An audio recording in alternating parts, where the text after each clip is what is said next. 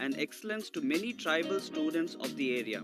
Metas Adventist School is a jewel crown in the educational sector at Ranchi with 1,903 students. The board examination results are truly outstanding, a reflection on the high standards of education imparted. A myriad of co-curricular activities encourage to broaden the scope of learning beyond classrooms. Students consistently excel in sports, winning accolades and laurels in statewide competitions. We are addressing our space crunch problem by constructing more classrooms. God willing, our enrollment will cross 2,500 students by the next academic year. Metas Adventist School, Newswood, has preserved its heritage, enduring the odds on its furtherance. There are 898 students studying in the school, with 170 boys and 155 girls staying in the hostels.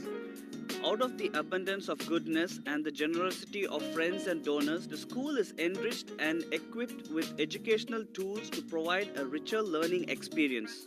This year too, the school has excelled in volleyball, football and badminton tournaments at different levels. The Metas President's Fund helps the economically weaker section students to continue their education and provides for their basic needs too.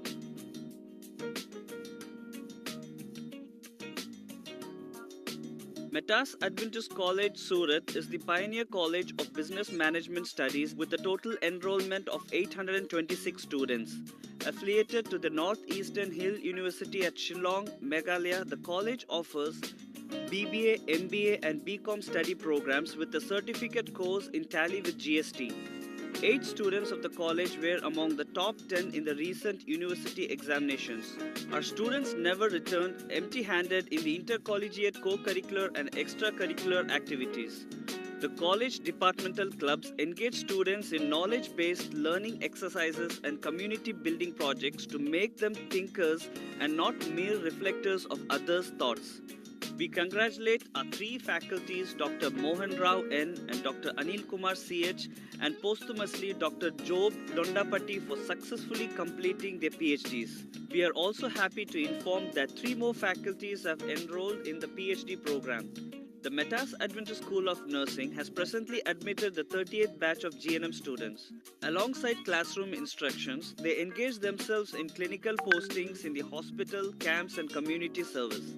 A vibrant campus of Metas Adventist College, Ranchi, offers A&M, GNM, PB, BSc Nursing and the BSc Nursing program with a collective strength of 340 students. Blessed with sound infrastructure and well-equipped labs, the students have the best learning experience from the best team of tutors and clinical instructors. They consistently shine with excellence and outstanding performance in both scholastic and non-scholastic events. The recent Student Nurses Association witnessed an outstanding performance of skill and talent in sports as well as soft skills. Good things are happening on the campus through community building and environmental protection. Metas Adventist College of Nursing, Newswood is the only BSc Nursing college in the town of Newswood, having an enrollment of 243 students. By the grace of God, a good number of students passed with distinction in community programs. They actively engage in bringing awareness against diseases and promote a preventive healthy lifestyle. They are exposed to research activities and sent to participate in conferences and seminars to update their knowledge and nursing practices. Research and development is taken seriously at Metas campuses. Faculty are actively engaged in paper presentations at the state, national and international conferences. Several books have also been published by our faculty in various disciplines. Mr. Sanjit Prakash was awarded the title Young Researcher.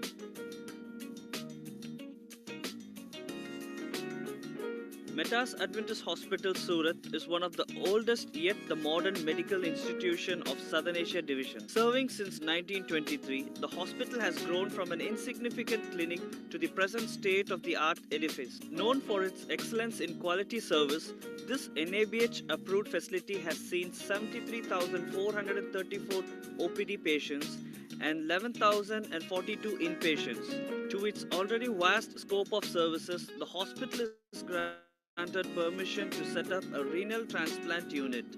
There are plans for setting up a liver transplant unit in the near future. The hospital is also a certified teaching hospital for the DNB program in general medicine. Other courses in the pipeline are the CPS in gynecology and the Indo-Australian critical care course. Healthcare has become more accessible and affordable to the public with the introduction of government schemes such as Ma Yojana, Ayushman Bharat, etc.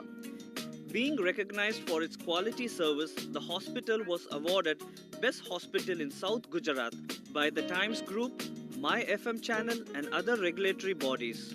For the convenience of the campus residents, staffs, students, and patients, an ATM is installed within the hospital premises. The Metas Adventist Hospital in Ranchi is improving. It has seen 11,922 patients and treated 6,591 so far this year. A total of 1,006 major and minor surgeries were performed. The eye department is picking up well.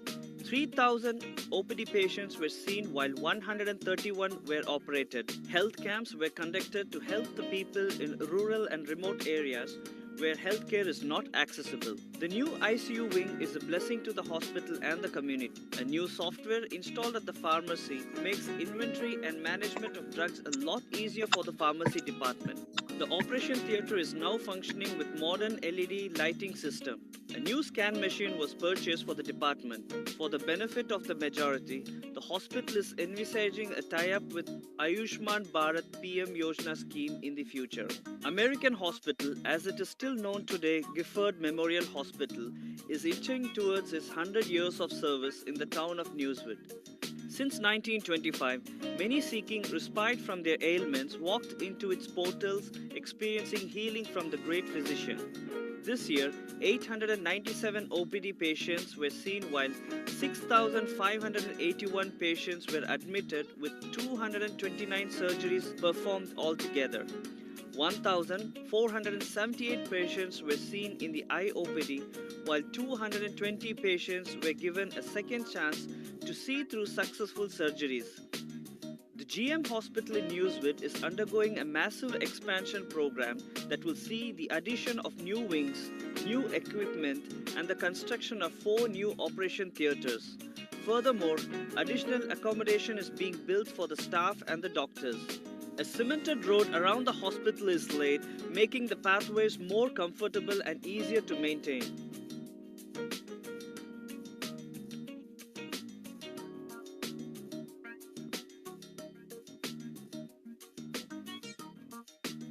The hospitals at Ranchi and Newswood are working towards acquiring the entry-level NABH accreditation. There is a pressing need to build new hostels at Newswood and staff quarters. A new 750-bedded super specialty hospital is planned in the Ranchi campus, which will be taken phase-wise.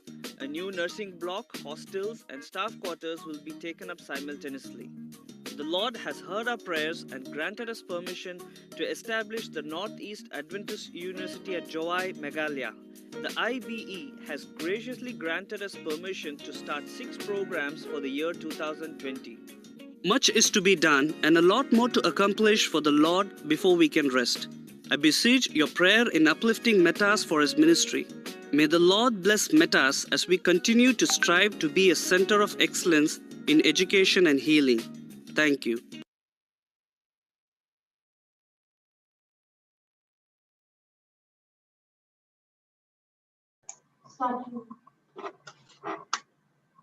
Autism is like a rainbow. It has a bright side and a darker side. But every shade is important and beautiful. Good morning. Welcome to you all. Thank you all for finding time and joining us for today's webinar. I am Mrs. Panna Reddy, nursing tutor at Metas Adventist School of Nursing, Surat. We are presenting a webinar on this virtual platform on autism and care during COVID by Mrs. Sunitha Calvin. If you have any questions during the presentation, please type them in a comment section in YouTube, or you can type them in a chat box of Zoom. I would now request Mr. Rajesh Velivetti, Vice Principal of Metas School of Nursing, to give us the welcome speech. Good morning to all. Greetings from Meta's Adventist School of Nursing, Surat, established in 1978 with intake of 20 students. At present, we are taking 60 students. On behalf of our President and CEO, Dr. Shikha Kololia, Chancellor of Northeast Adventist University, I would like to welcome each one of you for this national webinar on autism and care during COVID. Looking forward for your participation. Thank you. Thank you, Mr. Rajesh, for your welcome remarks. Now, I would request Mr. Rajesh Velivetti, Vice Principal of Meta School of Nursing, to offer a word of prayer before we start our program. Let's all close our eyes. Our Father who art in heaven, hallowed be thy name, thy kingdom come. Thank you so much for all your blessings, Lord, as we're going to have a session on autism and care during COVID. Lord, Heavenly Father, please be with the speaker who's going to speak to us, Lord. Be with all the participants who are participating in Zoom meeting and the YouTube viewers, Lord.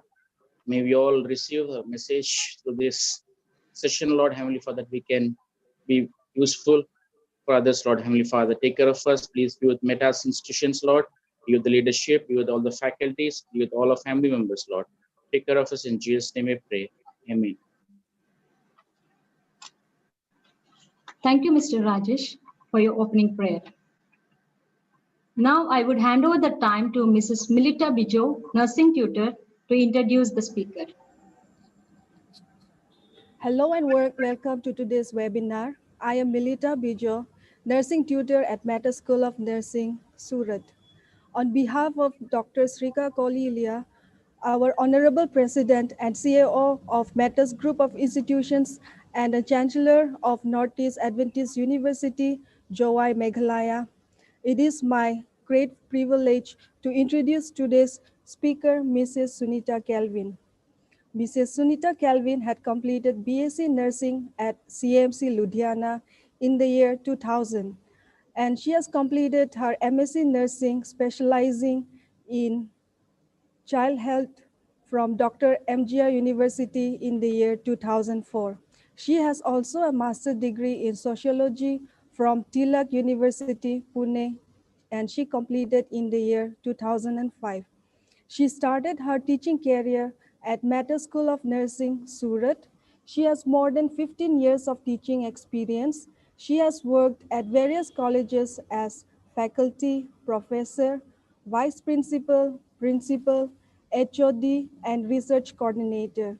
She has taught most of the nursing subjects and is experienced in child health nursing and research.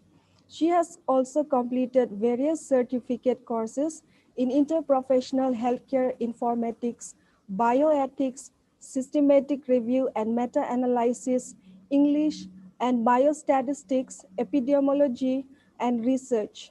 She is a research guide for the Rajiv Gandhi University of Health Sciences, Bangalore. She is a life member of TNAI and CMAI and is currently registered in the Karnataka Nursing Council. She has currently published 3 articles in scientific journals and nearly 40 articles in health magazines.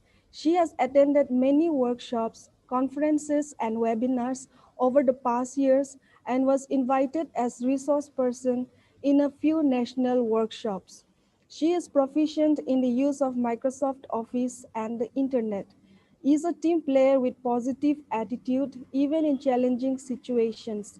She is exceptionally good in planning and implementing educational programs and has in-depth knowledge of mandatory training requirement, measurement, and tools for achieving of the goals.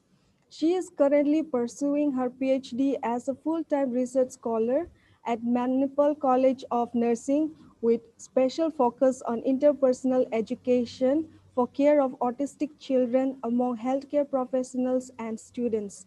And now I would like to hand over the time to Mrs. Sunitha Kelvin. Welcome, ma'am. Good morning, everyone, and thank you for the kind words of welcome. Firstly, I would like to thank God for the opportunity that has been given to me. I Also thank Dr. Srika Kolielia, the President CEO of Metas Institutions, and Mrs. Nimi Shyam, the Principal of Metas School of Nursing, the webinar coordinators, and the Metas family. It is really an opportunity to be part of their online learning initiatives. As mentioned, I've started my career in Metas when it was called the Mission Hospital, and it is an honor to be continually associated with the institution over the years. Metas will always hold a special place for me, and I will always wish the best to the Metas family. The topic assigned to me is autism and care during COVID. Let me share my screen.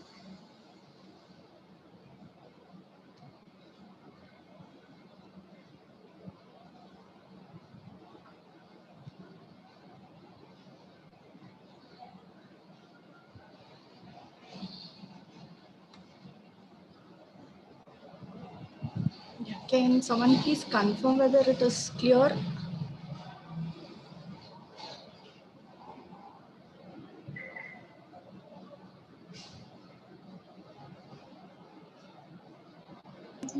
It's clear, ma'am. Yeah, thank you.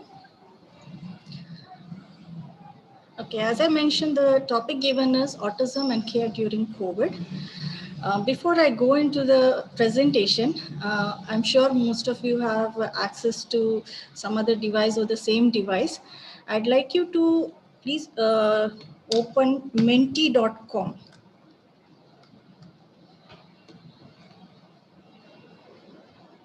Please go to menti.com.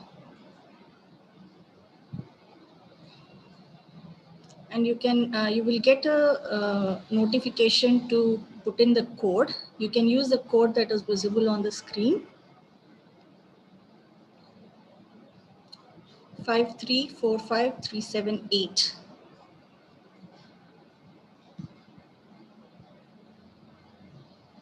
Okay, please take a few seconds and answer the question there.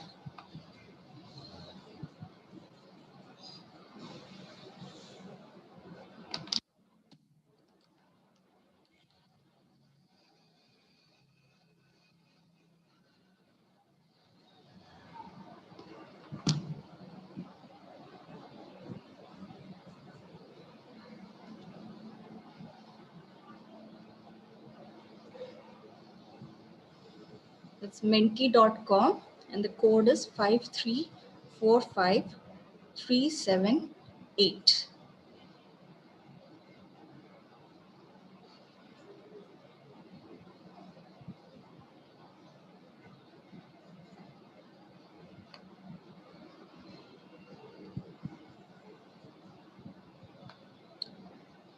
Is anyone able to access that?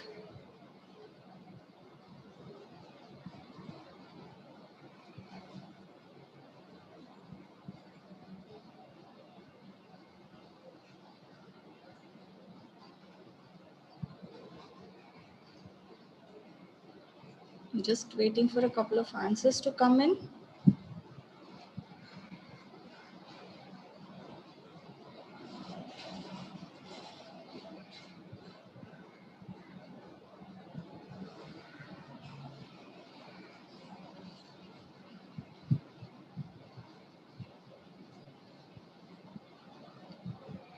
Is the screen visible? Are you able to access menti.com?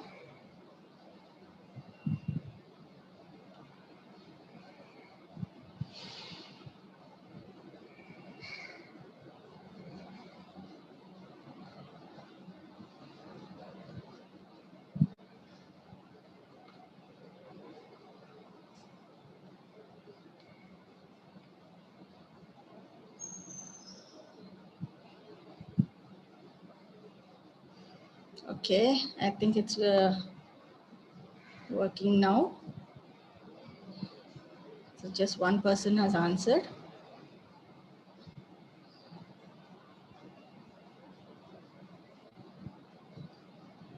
That's 2.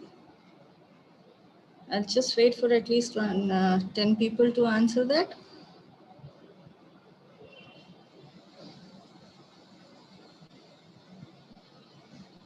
Okay, that's 3. And so far, everyone has heard about autism.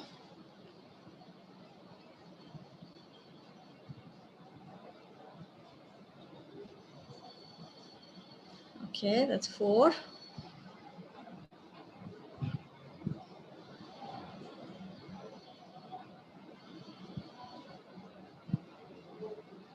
It's 5. So maybe on an average, I would concur that majority of the participants today have heard about autism. And just for my information so that I will know how to go forward, please go on to the next question and answer. It's the same code.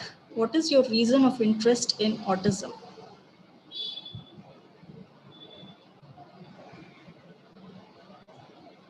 Okay, so I have some healthcare professionals, I have some faculty, I have some students. Okay, I have a caregiver here. Okay.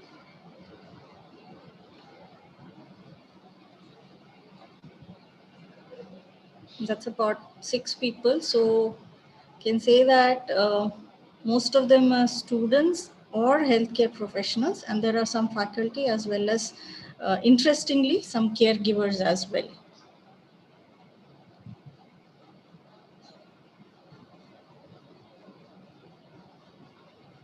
Okay, that goes to a majority of students. Okay, thank you for that.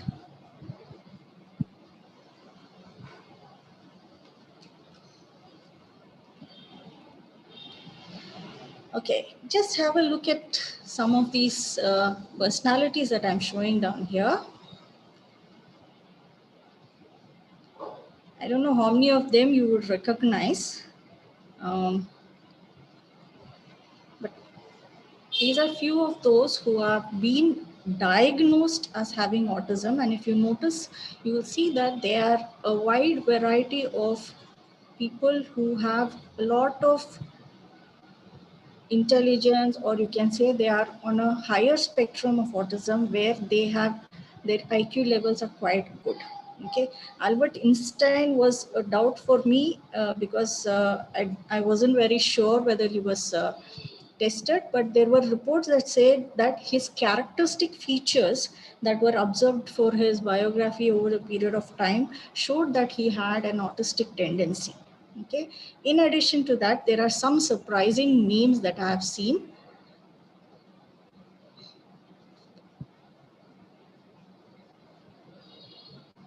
Again, if you notice, you will see that these are quite famous personalities. And let me make it very clear that they have not been diagnosed as such, but there are reports saying that they could be on the spectrum because they have characteristic features that would associate them to having certain features of the autistic spectrum.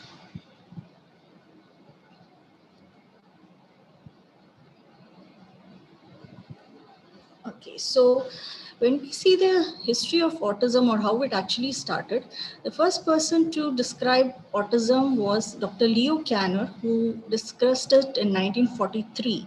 And he called it as early infantile autism, characterized by social differences in children. And this was later known as classic autism or Kanner syndrome. And it was often mentioned as a baseline to identify between the different types of autism on this spectrum.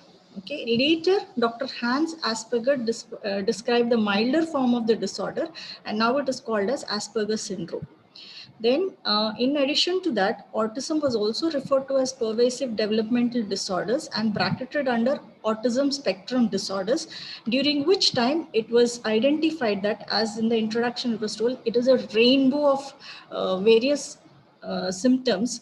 So because of that, it was started to be labeled as spectrum. So there are different symptoms, there are variability, symptom expression is different. So that is why it is a spectrum. Now, earlier, if you see, especially in a country like India, you will see that autism was considered as a mental disorder. So many people never used to identify or go for a proper checkup or a assessment to show that autism is there in a child, or to identify autism as a condition. But over the period of time, you've seen that autism, the awareness increased, and because of that, there is an increase in interest. So as this happened, it was seen that there was also an increase in the number of the children that were being diagnosed. So it could be directly related to the awareness. As people were aware, they started taking the children, identifying what happened, and then trying to get a proper work for it, or a diagnosis for it, so that the care can be given in a proper way. When we see the definitions, there are some definitions which I've picked up, and it's usually a disorder which is lifelong, and there is a lot of impairment, and mainly in communication. There is a restricted, repetitive, stereotype patterns of behaviors. And also, some of the definitions specify that there can be genetical developmental disorder, and some definitions specify that it is a spectrum disorder because of the different types or a wide variety of symptoms. When we see the incidence of the condition, the CDC had in a previously given report in 2014, it showed that 1 in 68 children worldwide had autism or were diagnosed to have autism. In more recent studies, the average was reduced down to 1 in 59, the most recent in 2019-20. Now, in India, recent studies were not very clear, or they weren't very appropriate, but the last study that was done, or the last census that was taken, showed that there were about 1 in 100 children who had been diagnosed or identified to have some of the symptoms of autism spectrum. Boys are almost 5 times more likely to have autism than girls, and it has been seen over the period of time that 1 in 42 boys and 1 in 189 girls were autistic. When you see the race, white or Caucasian children are more likely than black or Hispanic, and you can see the rates there, where 1 in 63 white children, 1 in 81 black children, and 1 in 93 Hispanic children have been identified as having autism. When you see the etiology, the first and most common etiology that we have is idiopathic or unknown, where no reason has been identified. The next is genetics. Now, when we see genetics, usually there is a 20% chance of having a child with autism if there is a family history.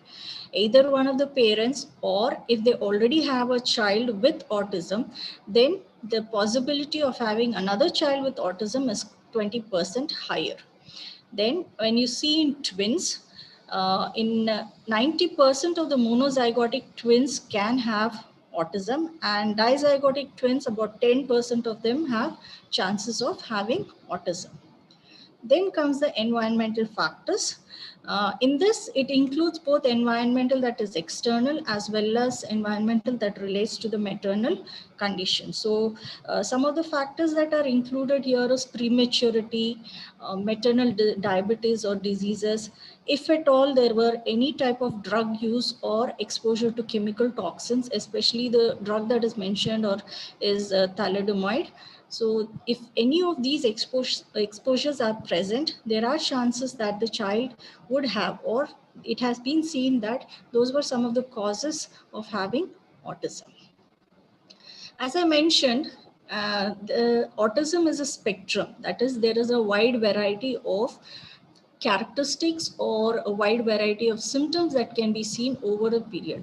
So these were characterized into specific areas or specific classification, where we will be seeing that. Now, as we saw in the introduction, Kanner syndrome, or what we had mentioned was a classic benchmark for checking the autistic signs, is also called as classic autistic disorder. So in this, usually the syndrome where the child has difficulty in understanding or communicating with others, they may not have proper eye contact, or the eye contact is very low. They have hypersensitivity to sensors, and they have a very high need to have a specific or a particular routine. They usually keep to themselves, and they have very little or no interest in participating in the activities that are there around them. The second, again, as we have already mentioned, Asperger's syndrome. Now, this is comparatively a little different, because this group of people are usually classified as the gifted people. So they, although they face challenges in understanding and interpreting the social cues, they have a very obsessive interest in certain things, and they show a very high level of interest in those particular things, and their intelligence is usually quite high. Their level of intelligence is usually quite high. And in spite of that, they do have certain sensory challenges. The next type is pervasive developmental disorder, not otherwise specified. Now, this usually is a very mild form of autism. And in this case, as we will see further, the child is often identified as having certain type of developmental or social delays. So immediately they may not be identified as autistic children or having an autism spectrum, but they will start off being identified as having some developmental or social delays. Then comes childhood disintegrative disorder. Now, in this condition, you will see, or this part of the spectrum, you will see that the child is perfectly fine in the first 2 years of life. So they will have normal milestones, they will have their normal growth and development, but after the age of 2 years, they will start regressing suddenly. Now, this again is a rare form, and it can be associated with seizures. So it is sometimes said that probably the seizure disorder is already there, and because of that, this can be the autism spectrum characteristics can be identified. And the last one on the types is the Rett syndrome. Now, this is again another rare form that is identified. And as compared to the previous one, this is progressive in nature. And it affects girls more than boys, and it can be identified as early as 6 months of age.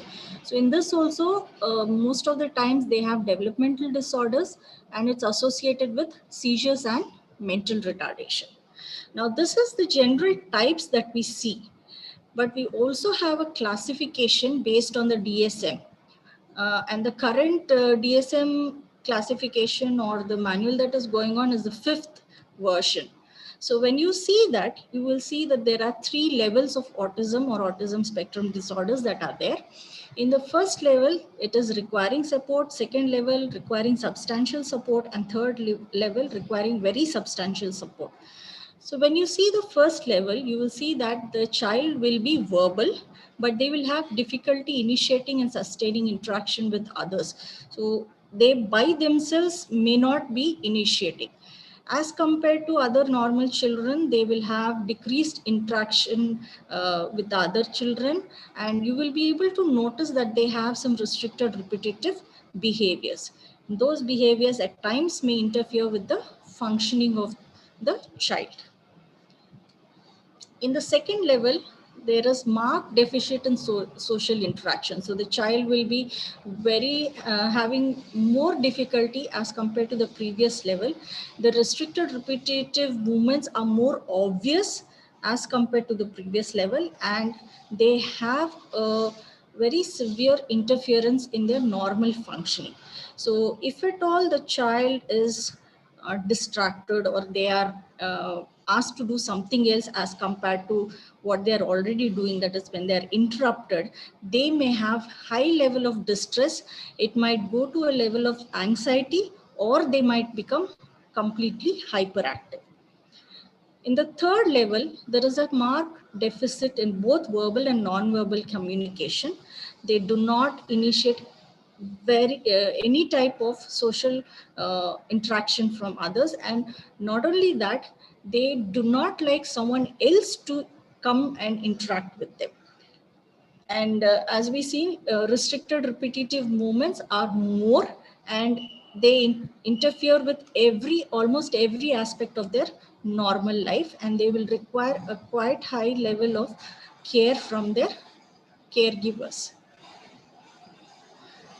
As I was mentioning, there are some coexisting conditions. So a child who has been identified as having autism may have a coexisting intellectual disability. They might have other mental health conditions.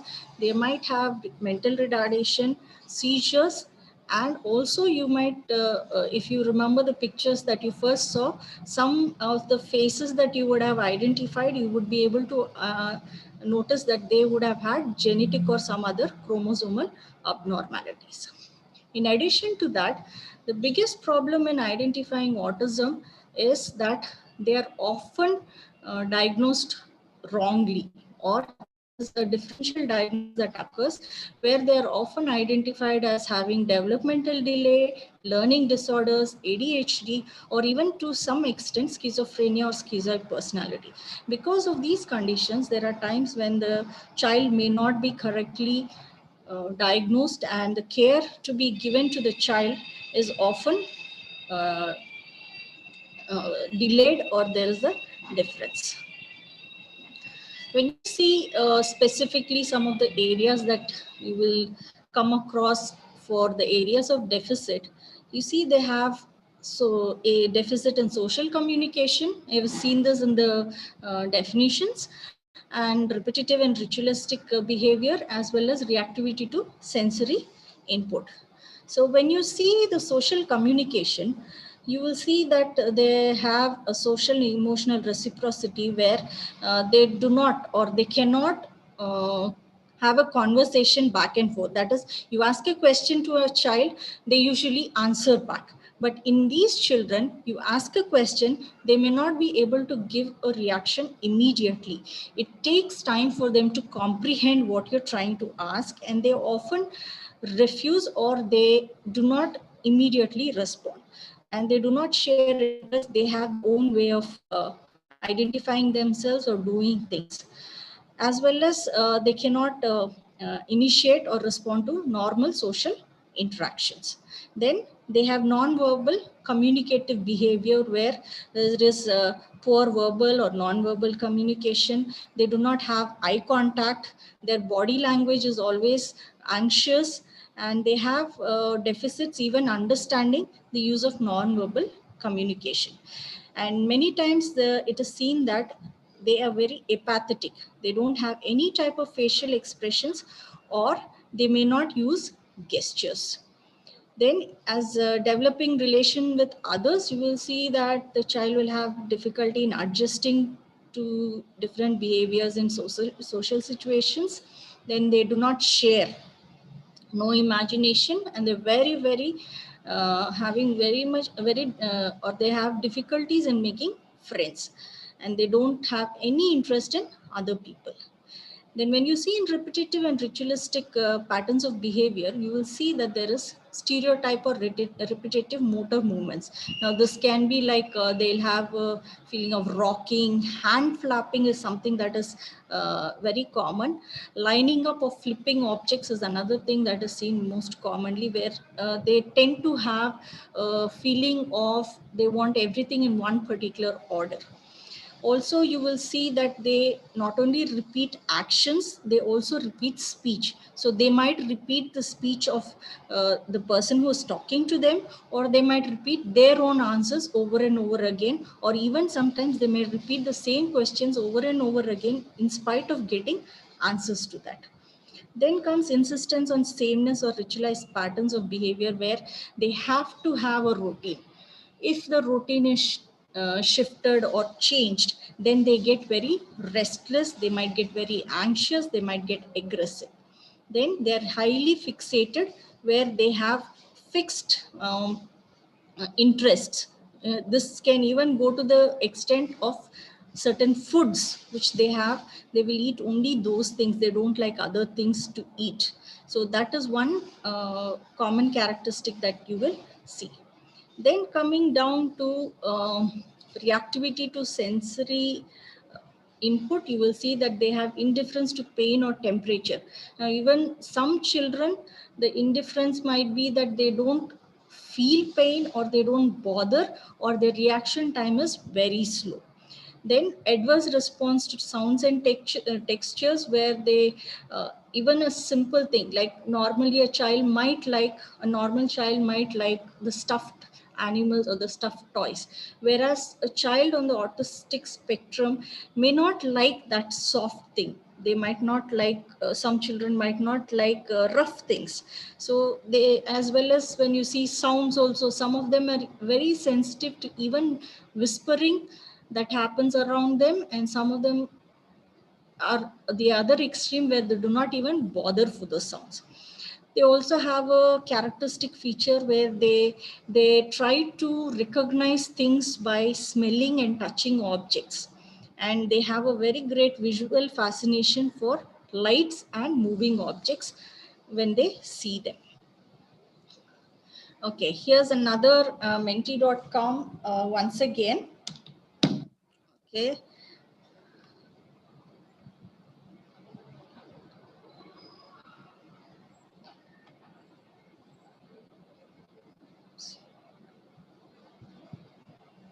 Okay, just give me a minute.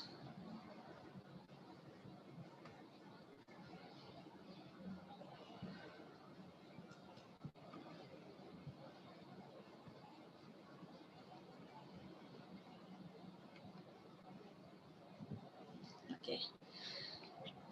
The question here, okay, you please go again to menti.com. You will have to use a fresh page. And the code for this section is 8709860. 8709860.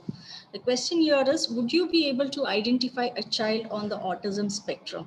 Maybe on a first visual identification, or if you see the child for the first time, or if you watch the child for a little while, would you be able to identify a child on the autism spectrum? So it's on a scale of 1 to 5, where unable to identify symptoms or will be able to identify all the symptoms. Okay, I will wait again for a couple of answers at least.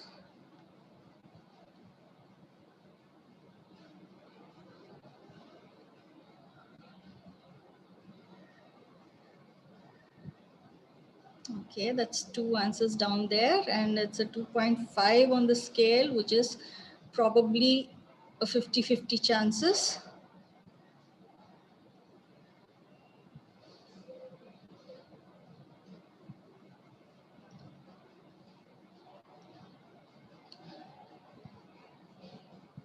A couple of answers more.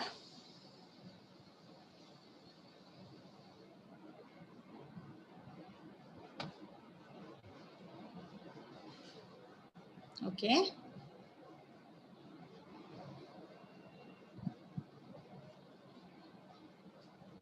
That's 3 people, 4 people have answered. So it's coming down to exactly a 50-50 chance. Another few more to answer.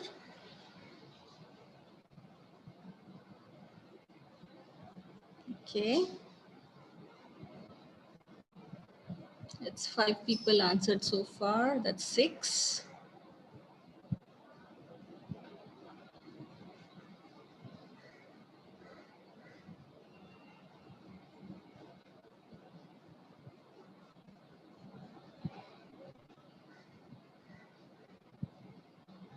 Okay. Okay, so for those who have done this, that's 7 answers so far.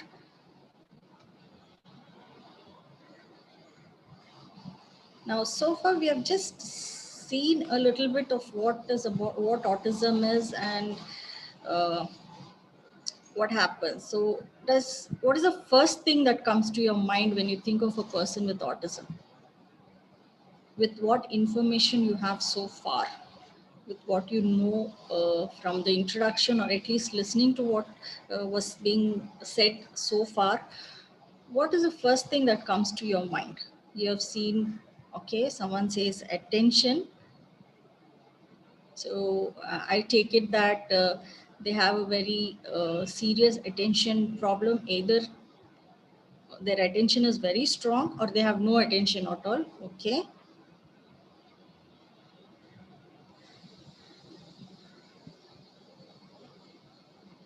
No eye contact. Okay. You can just refresh yourself about the slides that you saw in the first, the people that you saw that could be on the spectrum that were diagnosed as having autism. When you had seen those pictures, at least what is the first thing that came into your mind? Repetitive behavior. Okay.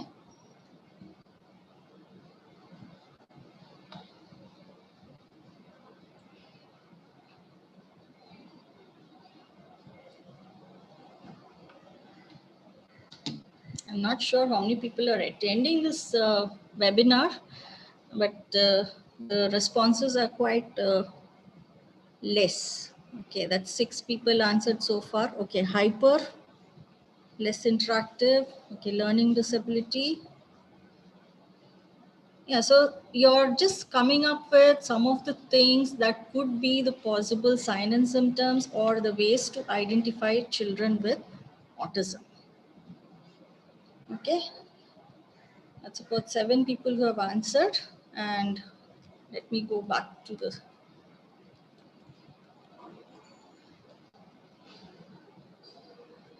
Okay, so we'll just go through and see some of the sign and symptoms. Now, we have, from what we have seen about the areas of deficit, you would be able to identify some of the sign and symptoms. So I will go with some of the sign and symptoms. Now, most of the sign and symptoms are based on the age group of the child. So it is relevant to their developmental stage as well as their developmental assessment milestones. So some of the signs and symptoms that are seen in infant, you will see that there is no smile or joyful expression by 6 months or thereafter. Usually we see a social smile by 2 months or 3 months. No back and forth sharing of sounds, smiles or other facial expressions by 9 months. No babbling by 12 months. No back and forth gestures. No words by 18 months. No 2-word meaningful by 24 months. Usually by then they start answering or responding to the questions that are being asked to them. Also, you will see that there is a noted loss of speech, babbling or social interaction. That is, you have seen there are different types of spectrum. So some of them might show that there is a regression. When you see in the toddler period, there is a lack or delay in spoken language, limited use of gestures or pointing to reference objects. Pretend play, which is most common in this age group, is limited, as well as they do not play appropriately with their the toys or the articles or the objects that are given to them. Also, there are limited interest in other children. They don't have the sharing nature, and they are not emotionally reciprocal to the children. And you see the growth and development, those of you who have a slight memory of the theories of growth and development, you have that reciprocity is there around this age, which is not seen in these children. Then they have sensory avoidant behaviors where they refuse to wear shoes, probably because they feel that it is restrictive on their feet. They do not like certain material of clothing, and as we also mentioned earlier, they eat only certain types of foods and refuse certain other types of foods. And you will also see that the child can be extremely irritated and have tantrums, and they cannot be consoled. When you see in preschoolers, you see that there is lack of attention, lack of imitation, no social referencing. There is a delay in spoken language. By this time, the child is ready to go to school, at least the early school where they start talking or moving around with other children. And you will see that that is not happening in these children. Then extreme tantrums and problematic behaviors will be there. They may not play with toys, especially in the manner that is designed, that it is supposed to be used as. Then no spontaneous functional play, limited range of affect or emotion. They have restricted area of interest and they like only certain things. Then they have difficulty anticipating events and dealing with change. A simple example is, if at all they are standing somewhere, and normal reaction of a child when they see a ball coming towards them is to run and catch it or try to catch it. But this child takes time to realize that the ball is coming towards them. Then there is delayed use of pointing and other gestures. Now, other general sign and symptoms you will see over a period of time. Now, before I go on with this, one thing that I can say is, usually by the age of preschooler or early school age period, the child is usually diagnosed or identified as having some developmental disorder or having some learning disability. And that is where the difficulty comes, where they cannot be, or they are not diagnosed properly. So if at all they are identified properly, then these things will help them earlier. So some of the sign and symptoms, other general sign and symptoms which can be seen across the age groups and in the later age groups: poor communication, unusual forms of play, bizarre body movements. They might prefer moving around very fast. They might even bend over and sit, and normal way of sitting may not be present. Even standing, they might feel comfortable trying to move continuously. So they have very repetitive actions. You also see that children who were trying to interact, having a limited interaction, they tend to withdraw. Other than that, as we have already mentioned, absent eye contact, aversion to some or all physical contact. They have unusual hand movements, sensitivity to tactile stimuli. They're unresponsive to auditory stimuli. They have altered response to pain, resistance to normal teaching learning methods. Play behaviors are usually solitary activities. They tend to be confined to themselves, and they may show extreme food preferences. Other specific manifestations that we see, one is hyper or hyporeactivity.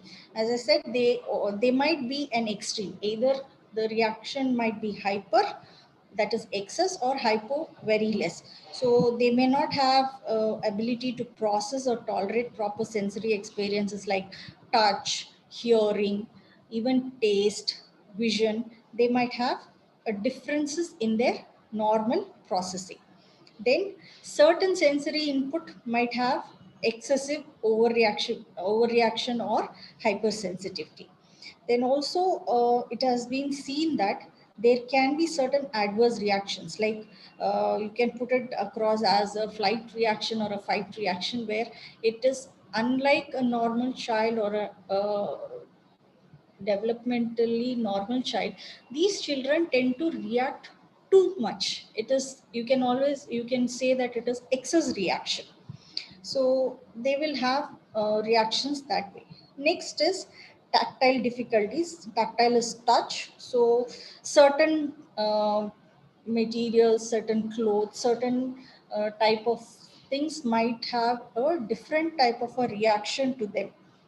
They may not be able to wear certain types of clothing, or they may not like shoes. Some of them may not like, some of the shoes nowadays for children are coming with the soft lining.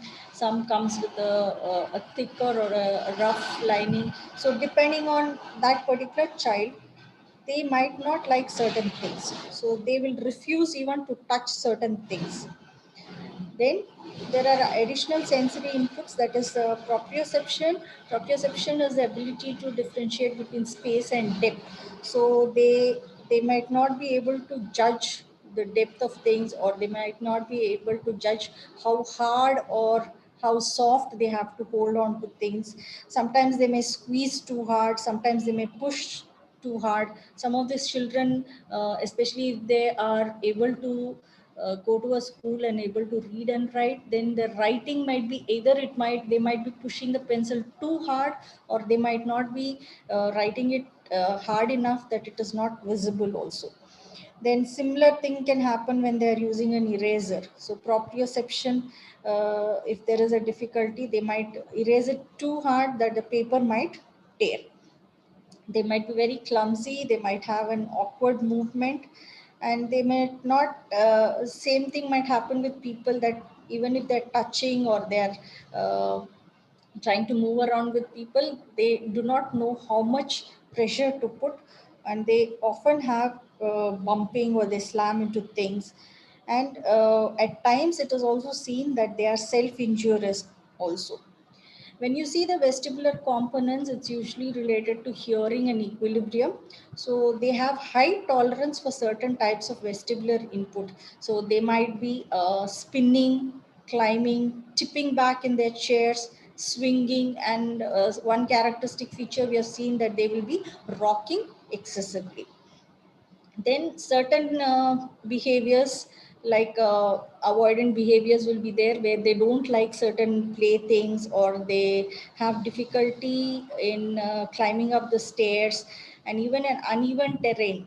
If they're walking on the road, if the road is not smooth, then they have difficulty in walking. Then comes your emotional regulation. In this, you see that the child, as I mentioned, they might have a fight or flight response, in which they have either a very aggressive behavior, or they have a escapist behavior, or their anxiety reaction is very abnormal.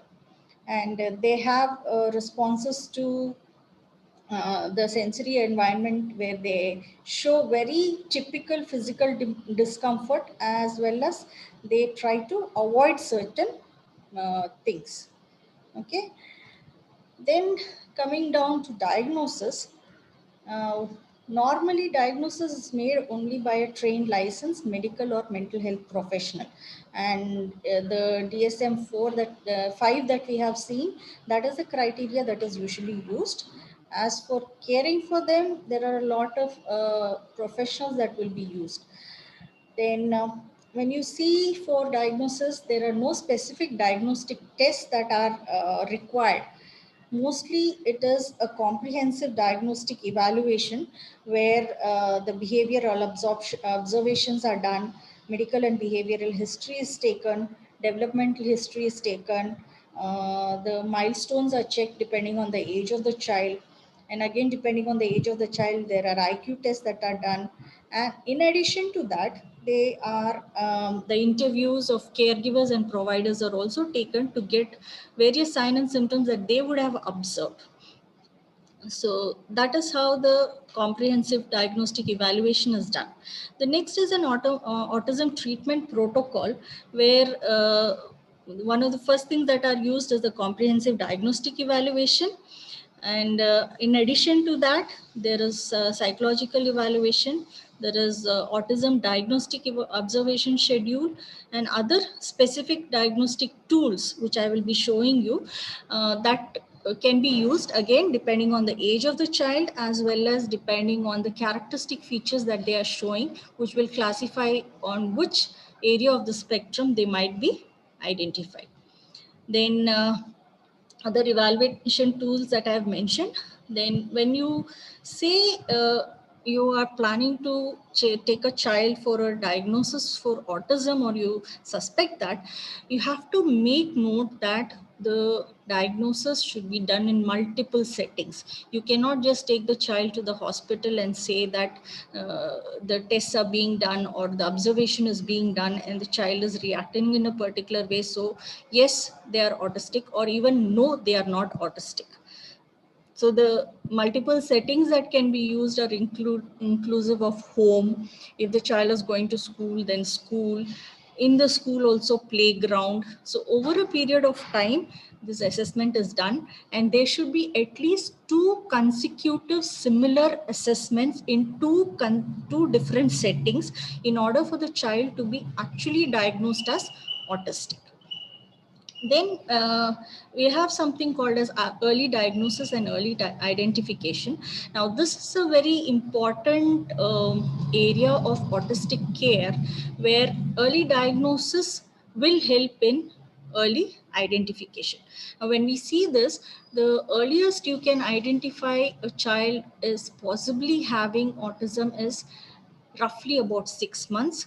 2 years is a time when some of the diagnostic tests can be performed over them. And once that is done, early identification and diagnosis is done, early education is another thing that is done in order to help the child with autism.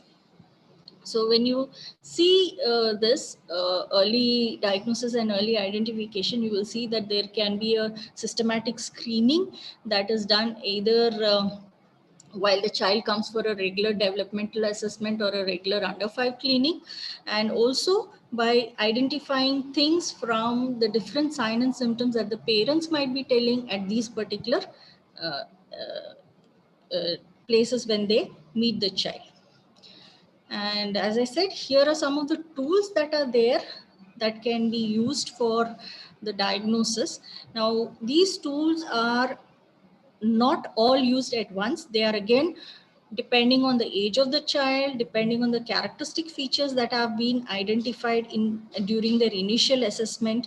So one or more of these tools can be selected to help in the diagnosis. Then coming on to management. Now, as such, we have to remember one thing, that management doesn't lead to cure. Management only can lead to a improved life of the child, that the child can adjust to the normal environment. So some of the management methods that I will be discussing, the first one here is sensory integration therapy. Now, this in itself is like a course these days. So in the sensory integration therapy, there are specific sensory activities that is a response to different senses like light, sound, smells, touch. So those sensory inputs are given individually and collectively on a rotation, or you can say on a consequent basis, where the child takes into consideration each of those sensory inputs, and this management or this therapy allows them to identify with each of those sensory activities that are there, so that they will take, or the therapy will help them or allow them to identify those activities and make a meaningful response, to respond to it in a proper way. Another feature or another part of the same thing is auditory integration therapy, which you can say that it is more specific to hearing and listening. So it is also a type of sensory integration, but it is more specific to sound therapy or sounds. Then comes your diet therapy. Now, the main challenge that the parents or the caregivers would find in diet therapy is that the child is very particular about the foods that they eat. They may like only certain foods and they may not like certain foods. Now, this can happen either because of the texture of the food or the color of the food or even the taste of the food. That happens that they have specific preferences. When they have such things, it becomes difficult for us to provide a total care or a fully nourishing food package for the child.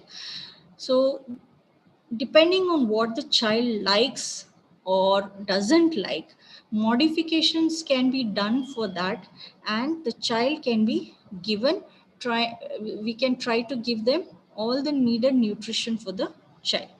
Some of the studies that have been done for autistic children regarding diet therapy, they recommend gluten-free, casein-free diets. Now, the studies again, some of them do not very clearly tell that how it will be helpful or what exactly has to be done, but they are seen that some of these gluten-free, casein-free diets are seen to be useful for the child. So it is just a recommendation. Then comes the behavioral therapy. So this is highly structured scientific approach where the play, communication, self-care, even academic and social living skills, as well as they even have chances that the behavioral problems that might be identified during the course of their spectrum disorder would be identified, as well as they are given different methods to help the to reach the positive goals, as well as to identify and reduce the negative behaviors. Another management method is a stimulus fading. Now, this is usually they have or they introduce a new element, maybe like a color or a different size or a particular stimulus, which is usually reduced over a period of time. Now, we have already noticed that the child has excessive reaction or a sudden reaction to certain stimuli. So most of the times it is identified as a fear reaction. So in order to reduce that particular stimuli, which is usually causing that fear reaction to the child, is introduced to the child, and the reaction is assessed over a period of time, with the stimulus being, the intensity of the stimulus being reduced, so that the child will get used to it and be able to reduce their fear. Then comes desensitizing and shaping, where the stimuli, you can say that it is similar to stimulus fading, but here the stimulus is not removed completely, but the child is desensitized, or the child is trained in such a way that they can accept that particular stimuli and be able to react in a proper way to it. Okay. Then, as we have already mentioned, early and intensive education, or nowadays we have special education schools itself. Those are some of the areas where depending on the child's condition, almost a one-to-one care is being given to the child, and the child is encouraged to use their strengths and weaknesses to be able to perform their activities. The last year in the management is drug treatments. As such, there are no drug treatments for autism as a condition, but drug treatments are usually given for the associated conditions, like for irritability related to autism, there is risperidone. Then if there is an anxiety disorder or depression, again, this is based on the age of the child. If there is self-injurious behaviors, naltrexone is given. If they have tantrums, clozapine is given. So these are some of the drugs that are given for the associated conditions. This is just an example of a sample program that has been undertaken, through which first there is when a child is suspected to have certain characteristic features of autism, they are referred to a certain health institution where assessment is done, and then over a period of time they plan for different individual programs, help them with the transition into the different classes. They have vocational training in addition to that, and then over a period of time, the child, probably by the time they come down to the high school, they will come into a mainstream of the functioning, or the mainstream of high school or high functioning children. So this way the child will be, you can say, trained up or prepared to undertake a normal lifestyle. Okay, the next concept that I'm just going to introduce to you is something that is quite common. Now, since autism as a condition does not have a proper, I won't say a cure, there are different methods that are being used. We have discussed some that are as part of the management, which are being done in certain places, but there are also continuous studies that are being done based on the practices that are present, and evidence is being given where they can use new and improved methods in order to help the children with autism. So if you see, this is a study done in coordination with the NCAEP, that is National Clearinghouse on Autism Evidence and Practice, as well as NSP, that is National Standards Project. Okay, so these are some of the practices that have been identified, and based on the study, it's a comparative study which was done to see which of these behaviors were accepted by one of the studies and which were not, and the ones which are common to both the studies. So this is just a method to identify some ways to help the children with autism. This is another study. It's a 2014 National Professional Development Center has released this findings. I just kept this picture to show you the color coding that was done. So the color coding shows that the green colors that you see is for children who are between 0 to 5 years. The yellow is from 6 to 14. And the blue is for children who are 15 and up to almost the adult age. Now the practices that are identified were about 27 practices which were evidence based and utilized or can be utilized depending on their deficits that have been identified. So you can see some of the deficits that are there: social communication, attention, behavior. So on the top of the screen you can see that. So those are some of those. You can if you are interested, you can look up the site that I have mentioned there. I can share it with the organizers. So those are some of the things that can be used, or they can be identified as trial, which can be helpful for the children with autism. Then going on to the different care methods for children with autism. Now, as compared to normal children, autistic children, as we mentioned, are special. And there are some tips that we can keep giving to the caregivers and maybe parents or family members, and as well as for the students and teachers, faculty, in order to teach the parents how they can take care. So first thing that has to be done is to identify the specific patterns of strength and weaknesses. Now these strengths and weaknesses, when you see, you will have you will be able to identify different strengths and weaknesses, probably in reading, in writing. Some of the children might have good strengths in mathematics, that is, they can calculate and memorize, but equally they will have even weaknesses. Like for example, if in writing the child's strength is grammar, punctuation, or spelling, then their weakness can be that their handwriting is very bad and they are unable to organize their ideas in a proper way. They also see that there can be differences in attention. So there some of the things that you can identify is that they some of the children have specific attention or interest in particular thing.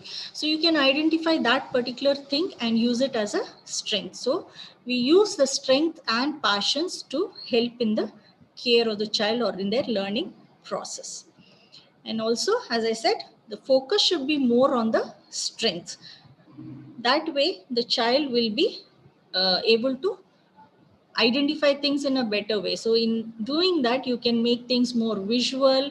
You can follow the pattern that is more comfortable for the child. If at all there has to be a change, the change should be so negligible that the child will be able to cope up with it. And make sure that this is very important. We have to make sure that we ourselves, as well as when we teach others who are caring for the children with autism, we have to make sure that the social expectations should be very, very reasonable. We should not expect this particular child to react the same way as a regular or a normal child.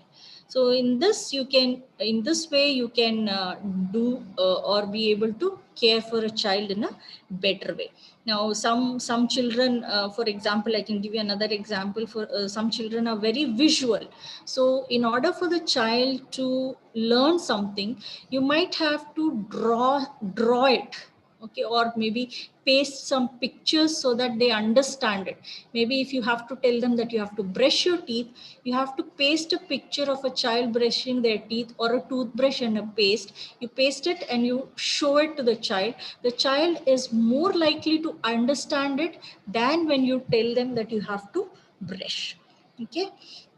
So then we go on to see the challenges. Now, basically, when we see challenges in autism care, this happens after preschool. Although there are challenges even in the early school age, mostly because the autism is identified or diagnosed only during the preschool years. So the challenges usually are after that. Before that, it is as we said, the differentially it is diagnosed as learning disability or developmental disorders or a developmental delay. But after that, there are more characteristic features that you will identify which causes the child to have challenges in their normal routines. Okay, so just a few to mention.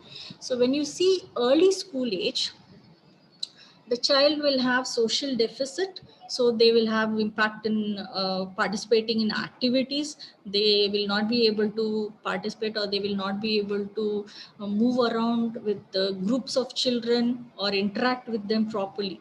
Then their interest might be reduced. They might consume much of their time and attention. They have social isolation. They might have behavioral challenges. Then also their language and vocabulary might sometimes be of a higher level. So what happens in this case is the other children might get offended, or they might feel uncomfortable. And over a period of time, you will see that in the middle school or high school age, you will see that these relationships become very complex, and they have bullying and victimization. So, and also during this time is when the coexisting mental issues also will be identified and will be seen as causing more problems. So those children, now this is one end of the spectrum. The other end of the spectrum, where the child is able to take care of their elementary school, they may not be able to work when they are coming to the higher or middle school level, where they cannot have passing grades also at times. So that becomes a challenge for them. Then children who further go on, if they are able to move on to college education, then they have to take care of themselves. Earlier, they might be staying with their parents, or they might be staying by them with the person who can provide care. But as they go into a higher education system, they have to maintain their own accommodation, and then they have to take care of their own care, the way they have to do their things. They have to advocate for themselves, which becomes a great challenge for them. Then they have to disclose. Self disclosure is one thing that has to be taught to them, that they should not be ashamed or afraid of their diagnosis. When we have to teach them that if we try to explain our condition to others, they might be helpful. Now there is a downside to that, that when the child might tell, or when they go into the college, they tell that it might happen that that causes again bullying and problems for the child. So those things have become a challenge. They cannot regulate their organization, time management, their stress. All these things become a challenge. Then coming to adult development, only about 15 to 20% of adults can live independently and work without support, and majority have malemployment. That is, they work in situations that are less than their cadre or caliber. Then around 44% of the young adults participate in some type of post-secondary education. And if at all they have a good IQ, we have already mentioned that they go on a wide spectrum.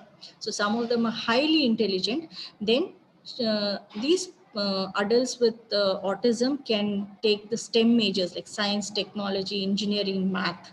So if you just remember again, going back to the first slides that you had seen, the pictures of the people who were considered to be on the autistic spectrum, you will notice that most of them are good in science and computers. Then the prognosis, as we have mentioned, there is no cure. And depending on the level of functioning, they have to have certain care. Then intensive early intervention, that is, if you identify early and provide care early, then the lifelong care is decreased by 2/3, the cost of lifelong care.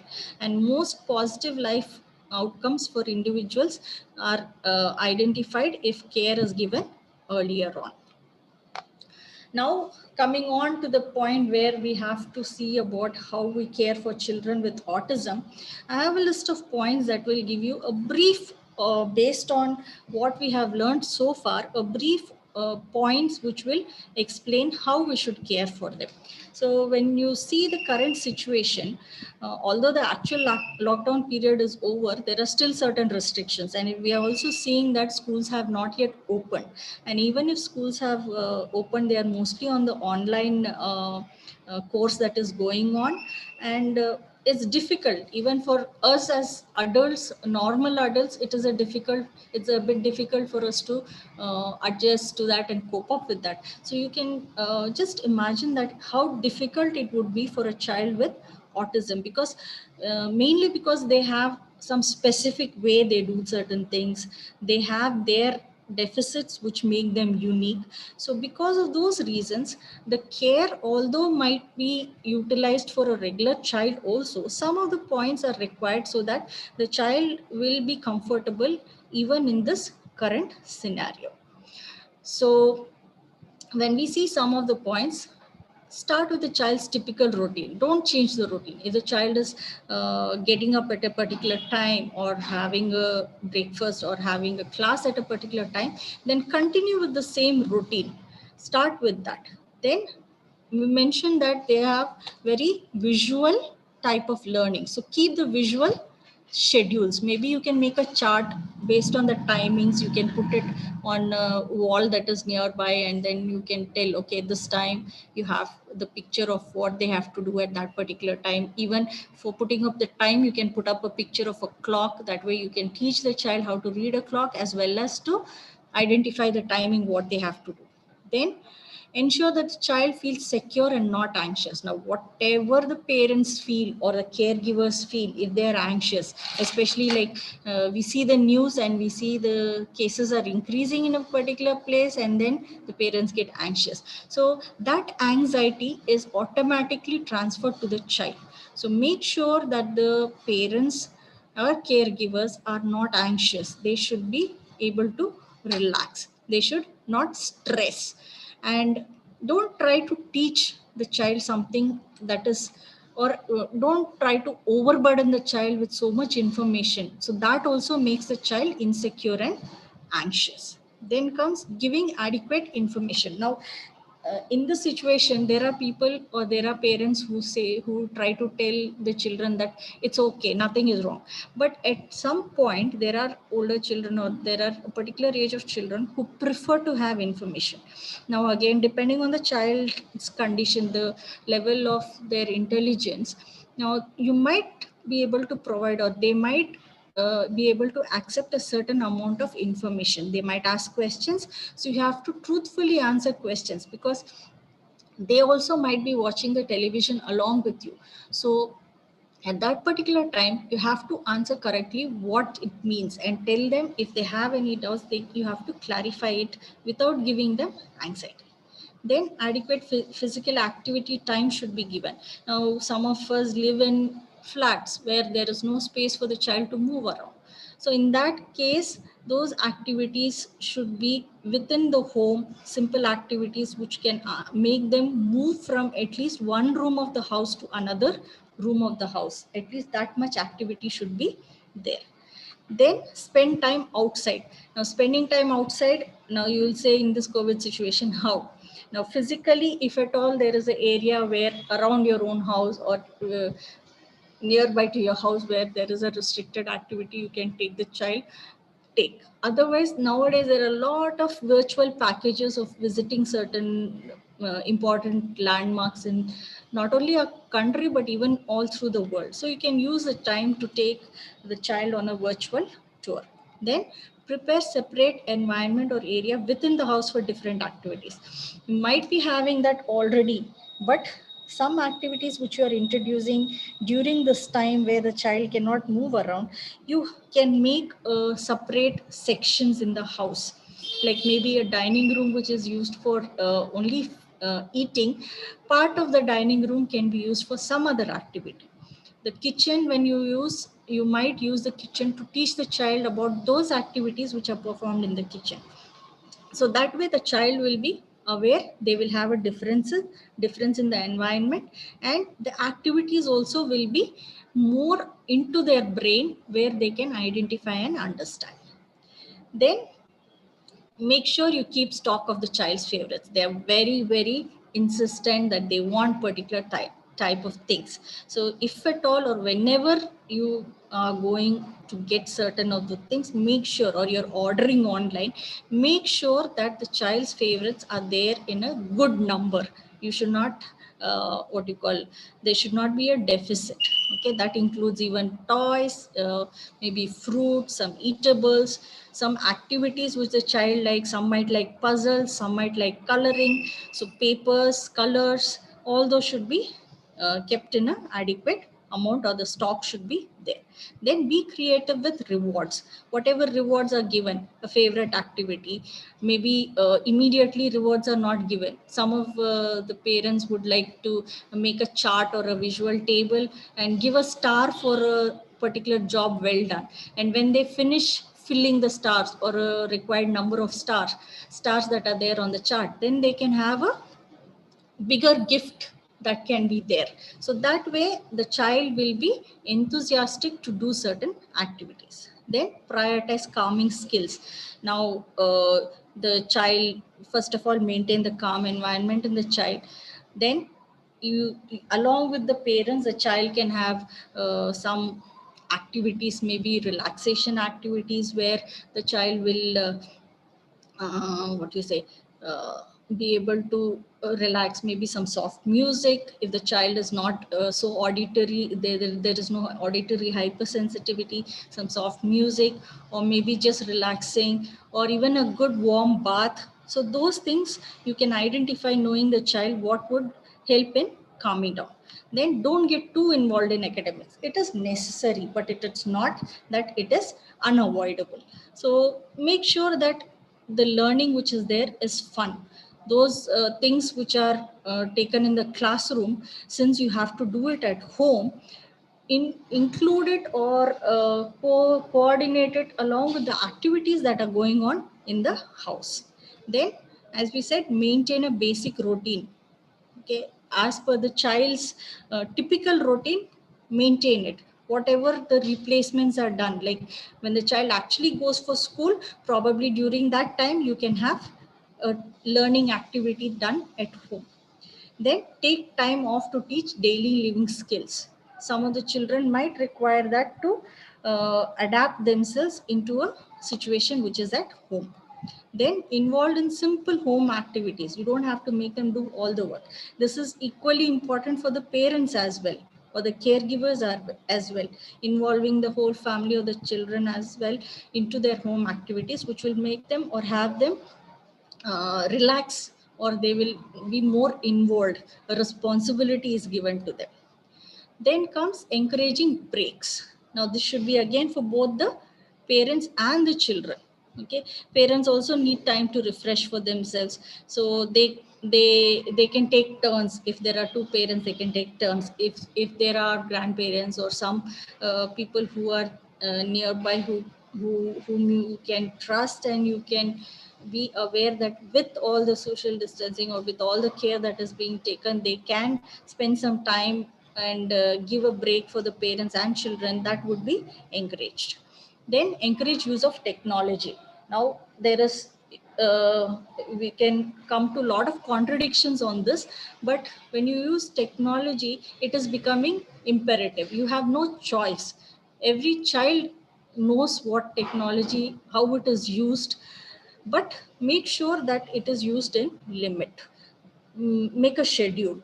make whatever the schedule that you're making for the routine activities, you can make a schedule, make sure that they have certain limits. Then use the available resources, whatever is available, internet, hospital based apps, learning apps, online activities. Then monitor the child's health status and behavioral coping continuously. It has to be monitored because these things are something which you may not be able to see immediately. So over a period of time you might be able to identify. Continue medication schedule and stay connected with the child's physician or therapist. And this is quite easier nowadays because now you have all these virtual consultations, telehealth programs, so that is easy. And the last is care of associated diseases, whatever it is there, either the diseases or conditions related to autism as well as those related to the COVID situation. So these are some of the things that we have seen. And autistic children, they're unique, interesting, and mysterious. So any questions?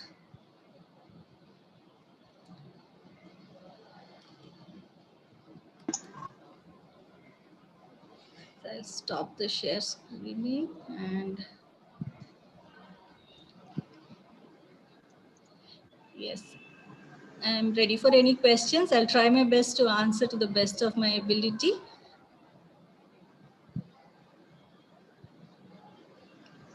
Children with autism are colorful. They are often very beautiful, like the rainbow. They stand out. Thank you, Mrs. Sunitha Calvin, for your lovely presentation. Viewers, please drop your questions in the chat box of Zoom. Now, I would now request Mr. Koteshwar, nursing tutor, to take over the question and answer session. A very good afternoon, ma'am. Good afternoon. Thank you. We will be starting with the question and answer round.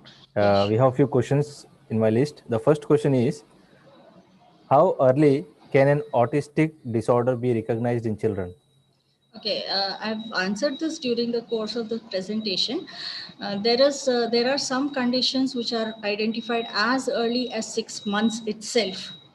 But on an average, with all the developmental signs that are being identified, up to 2 years also is a good age to identify and to be considered as early identification for treating or having a good diagnosis or a learning opportunity. Next question. Yes. What is the life expectancy of autistic children? Life expectancy depends on what area of the spectrum they belong to or how much of their activities they can identify. You have the DSM characteristic features. So based on that, the ones who have DSM 1, the first level, they can have quite a good life expectancy. But those on the third level, they might have a little lesser expectancy because they often have to rely on someone else for all their care. And because of that, they might not have proper care. Whereas the others, as we said, there are those who have lived up to even 70, 80 years and they have a good lifestyle and college education is good. And they even, you can see that they hold very good positions in some corporate places as well as they are good teachers also. Next question, ma'am. Yes. In which situation can we use non-verbal communication for autistic children? Okay, first of all, we will need to identify the communication disability that is there in the child. So one of the things that we are identifying is whether the child is verbal, what is their level of verbal communication, and then we go on to the alternative of non-verbal communication.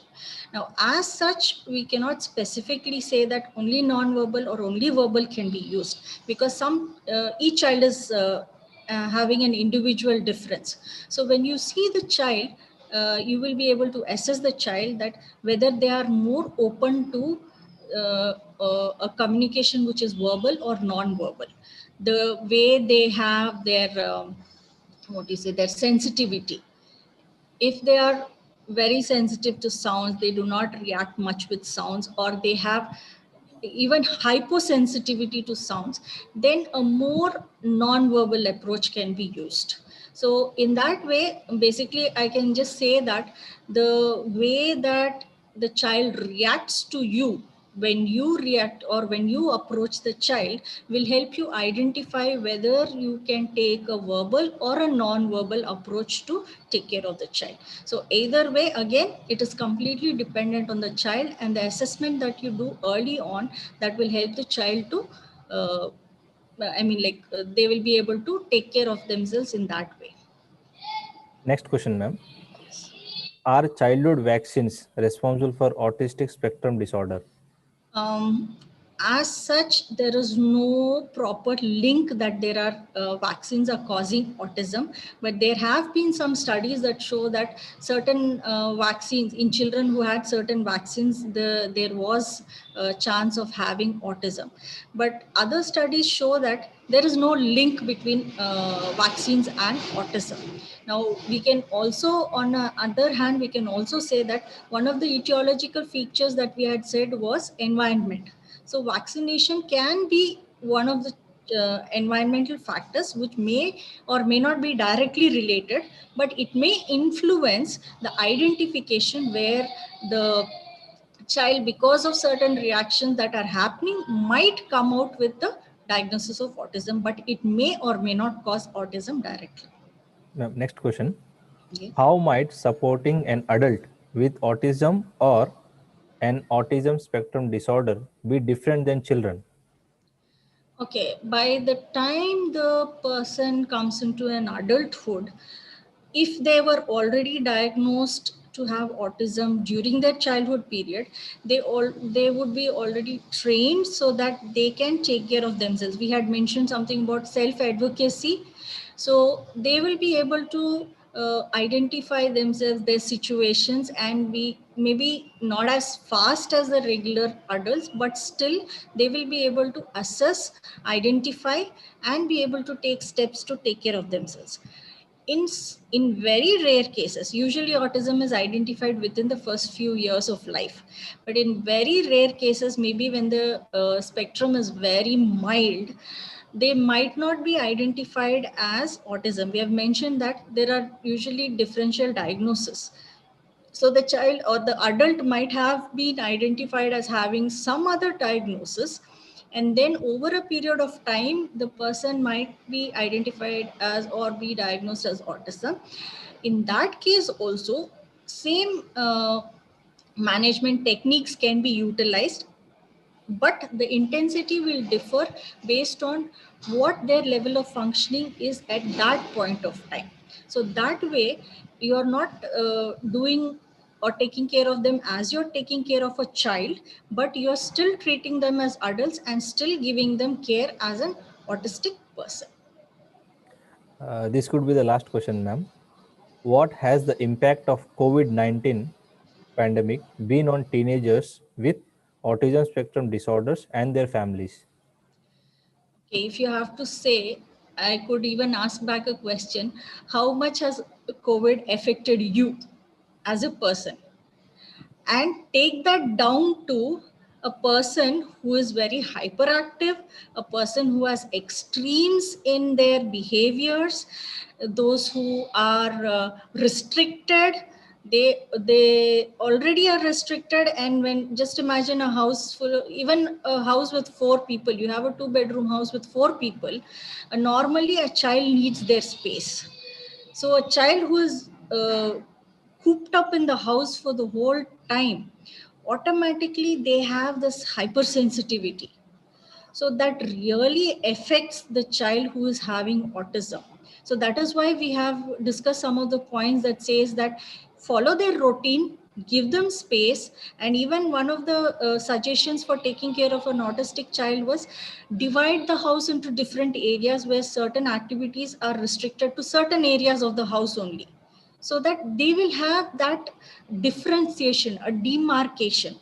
So that way, whatever effect is there, that effect of irritation, the effect of anxiety, the effect of hyperactivity, maybe you may not be able to control it completely, but it can be to a level reduced to make the child more cooperative, to make the child more comfortable, to make the child more calm.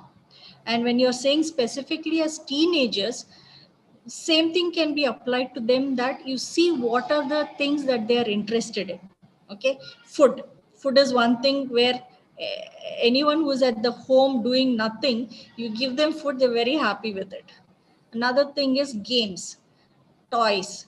Okay, a teenager, maybe they may not go exactly with toys, but they may be interested in certain games. Some of these autistic children have very good skills in having what is this puzzles, using puzzles. Some of them have known to play chess and have been very good with chess also.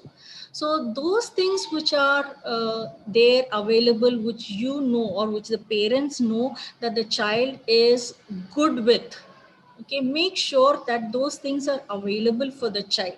So that way you can help the teenager, a teenager who is, even you can say that the teenager who is having a lot of changes going on, not only because of COVID, but because of maybe the hormonal changes that are going on during this teenage period, where they're having pubertal changes and changes due to restriction. So all that can be coped up. So there is an impact, but it is not that it cannot be taken care of. You cannot cure it, but you can definitely help the child and take care of it.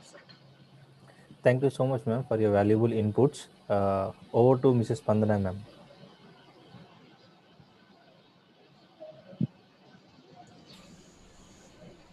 It was a wonderful time of discussion. Now I hand over the time to Mrs. Purnima Jasmine for the vote of thanks. Good afternoon, everyone.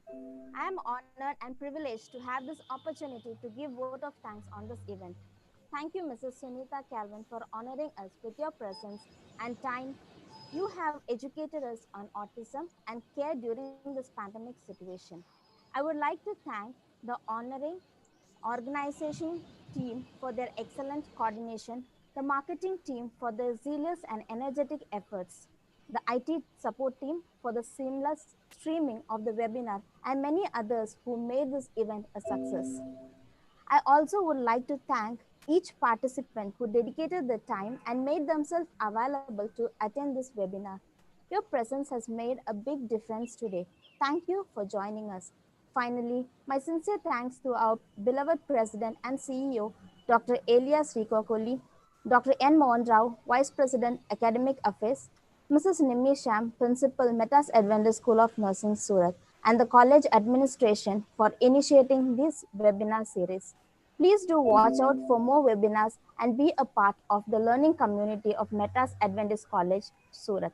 I wish you all a good day. Stay safe, stay blessed. Until next time. Thank you. Back to Mrs. Pandana. Thank you, Mrs. Purnima Jasmine. Let's bow our heads as Mrs. Nimmi Shyam, Principal of Meta School of Nursing, would offer the closing prayer. Let's pray. Our wonderful, mighty Father in heaven, it's a beautiful opportunity to learn about a condition. It is sad that some of your creation have to go through these conditions, Lord, but you have given us wisdom and knowledge now to take care of these children and the adults who are suffering with this autism. We thank you for being with Mrs. Sunitha as she presented. We thank you, Lord, for the knowledge that you have given to her. We thank you for the viewers that who could learn something today, and thank you for this wonderful day. May you strengthen us and give us more knowledge and wisdom that we need to take care of your children. In Jesus' name we pray. Amen.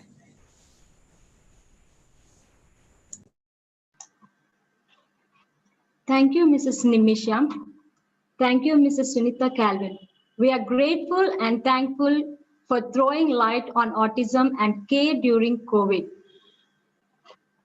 We thank you all for joining and participating in this webinar. There is a note. Please do fill the feedback form, which is available in your chat box of Zoom and also available in your YouTube channel and is also available in Telegram and in emails. You will receive your certificate in next 4 working days. Thank you once again for joining with us today. Look for more webinars from us. Thank you all.